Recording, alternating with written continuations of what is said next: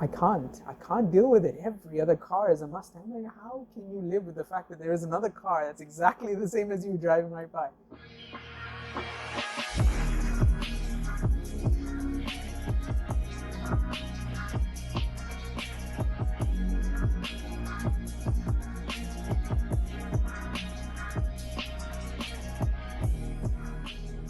The Subaru that I have right now is already unique.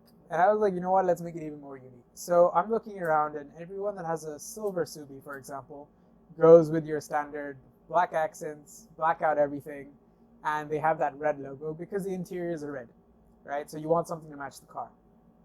I'm like, I don't want that. Right? My interior is already red and black. Great. I want my outside to be something else. So I'm thinking, okay, what other color combinations could I do? Yellow, purple, green, blue, black. I'm looking through all the options, and green stood out because green and black, that combo has always stuck out for me. So I'm like, okay, there are some parts of this car, you know what, that could go well with the silver. Right? I don't have to black out the entire car. I can add the green accents, and it's something that would stick out whether it's day, whether it's night. The green will always be there. So far, I haven't done much to the car. Yeah, there are green accents, green trims, like the badges, the wheels, small little details that are green. And it's made the car even more unique than it is. And I haven't got any bad comments so far. Maybe people are just lying or they're just keeping their comments in. But all the friends that I have, whether it's from the car community or not, truthfully, they've told me, look, it stands out, it looks brilliant. You haven't done anything off. You haven't done anything that doesn't look like it's not supposed to fit there. For example, the wing, right? It didn't come with a wing. It had a nice little ducktail. And when I got the car, I'm like, yeah, this looks like a Lancer. It just looks like your typical four-door sedan. It doesn't stand out. And I'm looking at the STI with its beautiful wing at the back. I'm like, I need one of these. So I go to the Alphane store. And the minute you walk in, you know you're in heaven, right? There are cars in front of you that have body kits and wraps. Look to the side, there's wings and bumpers. Look to this side, there's gearboxes and this and wheels and whatever.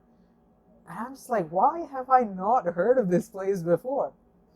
And I asked him, listen, you know what? I want a wing. And he's like, what car? He's like, Subaru. I was like, what's a Subaru? And I show him the car outside. It's like, oh, okay.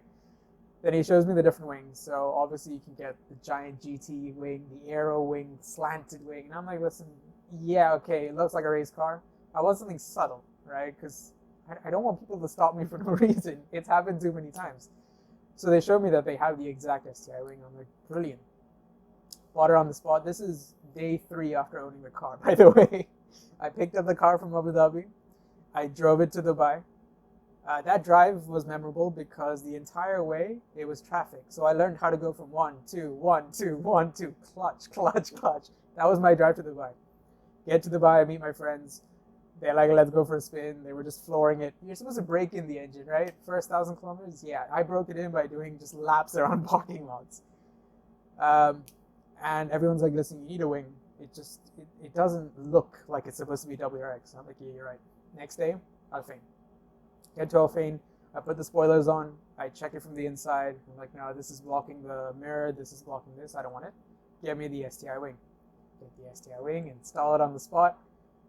And that's how it became a proper WRX. And from that point onwards, that's when it all went, I want to say downhill, but it's more of uphill for the modifications. Started with the wing. I got little accents on the wing. Then I found it, so most of the people here, they go to very renowned, prestigious car modification places. Great. I mean, they do good quality work. The only issue is, like I said, finances. It always comes down to finances, right? If you save up a certain amount, you're like, I want to do all this. You're like, okay, should I spend it on decal or can I go performance? And it always ended up going to performance because, let's be honest, that's what you're going to feel, right? The looks are for outside. It's for people who are seeing your car. The performance is for you. It's on the inside. You feel the difference. So whenever I saved up enough money, it would go straight to performance. I'm like, you know what, screw it. Let's just do small things for now. So I have this guy in Al Quoz, Abrar from Style My Car. I met him through Insta, actually. Initially, I just went in for, I think, smoking my headlights. And it didn't stop from there. I got green accents, green badges. And this guy is a genius. I'm not going to lie. If you need any sort of modification, you go to this guy because he'll customize your car in such a way that he knows nobody else in the world will have it. I'm getting new things done to my car very soon. And I know for a fact nobody as far as I know, I mean, my Insta reach isn't that much, but as far as I know, nobody has this kind of modification on their car visually. And that's how it started. And the green and black, like I said, it's a good combo in terms of the color combination. Nobody else has it. Now, I'm in the Subi group. I love these guys. Whenever you need any sort of questions answered, even the smallest technical issue, like I can hear this sound, what is it? Something's vibrating, what is it? These guys will answer immediately, and I love these guys for it. And when it came to the outside part of their cars, you go for the typical, you know, carbon fiber this, carbon fiber that, because they're looking for performance gains, right? When you own a car like the WRX or the STI, you're going to track it, you're going to race it, so they think performance. Nobody does any visual mods. So everyone usually buys the blue, typical standard rally blue Subaru WRX STI, or the Lapis blue. Whichever way, it's usually blue. But yeah, in the off chance you see a black or red, great, it stands out. White as well. But with the silver, nah, not a lot. So I'm like, okay, I'm already silver, already unique, whatever, let's make it even more unique, add the green accents. And like I said, I'm not doing anything major to the car. If I am, I'm going to balance it out. Performance, visual, performance, visual. So it's mostly been performance. And that's the one thing that stood out for me when it comes to cars, right? You have to be unique. It's your identity. You have to stand out.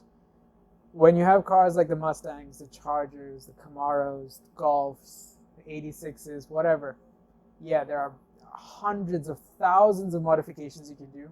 90% you can get from Alphane, not going to lie. And that's what most people do. You can get it customized as well, but like I said, a lot of people have these mods already. And eventually you're going to find someone that has exactly what you have. And I cannot stand that, right? When it came to the wing, that was more of a personal preference. I knew if I got the GT wing, it'll be more annoying for me, and I really didn't care if every other WRX had it. Fine, it's the look, it's how the car is supposed to be. That's the only thing I'm going to keep the same as everybody else. After that, everything I've done to the car afterwards, whether it's performance or visual, nobody else has it. And I need to keep it that way, and I will keep it that way, regardless of whichever car I own now or in the future. The car I choose would be a JDM car. Any day of the week, hands down, no question about it. Like I said, it's mostly been influenced from parents, friends. You hear things like they last longer, they survive forever, you can modify them. These are the kind of things you want to hear. Whereas when you hear something like, German, I hear people owning BMs, going to garages every month because something's broken, this is missing, that is missing. That's a headache I really don't want to deal with. And Americans, I mean, yeah, they've got good cars, I'm not going to lie. My initial go-to car was to get a Charger RT if they had it in manual. But for some reason in this country, nobody likes a manual car. So I'm like, you know what, screw it, I don't like Americans anymore. And plus, the amount of Mustangs in this country, I can't deal with it. Every other car is a Mustang. Like, how can you live with the fact that there is another car that's exactly the same as you driving right by? Can't have it. Not to mention they burn a lot of fuel. It's too many people. It's too many people. Rear-wheel drive. It's too many people. That's pretty much me about American cars. Yeah, I get the appeal for it, right? It's cheap, it fits the budget, it gives you the power, its modifications are great. That's pretty much all the boxes ticked for me until it gets to who else has it, right? That was a huge turnoff for me. But when it comes to Japanese cars, right? People, when they think Japanese car, like I said, reliable, go-to car, family car, great, right? That's what they're known for. You get your Toyotas, your Hondas, whatever. I've heard stories. I've had Toyotas that have lasted 10 years. My CRV lasted it's still lasting. It's been 8 years and it hasn't had any major issues so far. I'm like, yeah, perfect. Now, what's the fastest one I can get in this category? That's what I want. That's exactly it. So when you ask a question, was it JDM or anything else? The answer is always going to be JDM.